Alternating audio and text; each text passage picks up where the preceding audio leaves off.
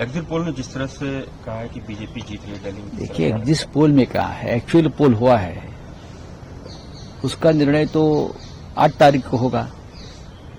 Exit poll ने महाराष्ट्र में ये भी कहा था कि हम लोग जीत रहे हैं, महाविकास आघाड़ी जीत रही है।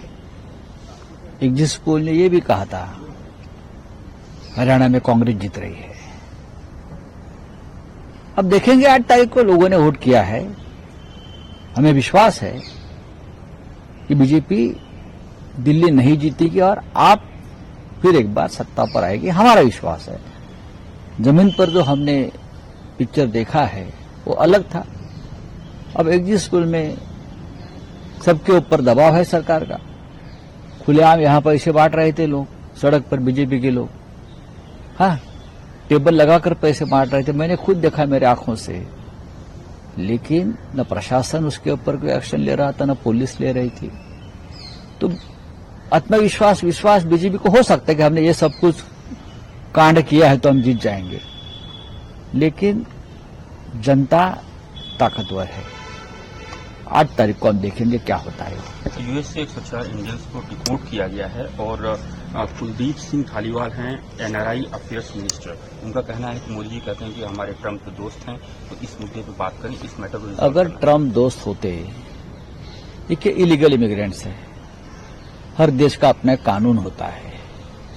जैसे हमारे यहाँ भी एक मूवमेंट चलता है बांग्लादेशी को भेज दो, लेकिन हमने कभी किसी बांग्लादेशी को भेजने की हिम्मत नहीं दिखाई। लेकिन ट्रम्प और मोदी जी की दोस्ती है, ऐसे मोदी जी और उनके लोग कहते हैं। फिर भी मैंने जो फोटो और पिक्चर देखा है, हमारे लोगों को हाथ कड़ी पहनाकर प्लेन में बिठाया। अब देखो आज के अखबार में फोटोज है, ऐसे हाथ कड़ी पहनाकर, जैसे कि बहुत बड़े टेररिस्ट है। हाँ, आपकी दोस्ती है ना, तो हमारे भारतीय लोगों का सम्मान तो करने सीखे। मोदी जी आप जा रहे हैं वहां, तो ट्रम्प को थोड़ी तमीज सिखाइए। भारत भी एक महान देश है, अमेरिका भी यहां व्यापार करता है। तो इस तरह से हमारे लोगों को हथकड़ी पहनकर प्लेन में बिठाया, उनके साथ बदसलूकी की। लोगों की कहानियां सुनो, आप आंख में आंसू आ रहे हैं। तो मोदी जी ने ये और उनकी सरकार और उनको जो भक्त है, देख लेना चाहिए क्या हो रहा है हमारे देश के बारे में अमेरिका में। Standing committee of external affairs के हेडेड बाई शशि थरूर, उन्होंने एक रिपोर्ट सबमिट की है लोकसभा में।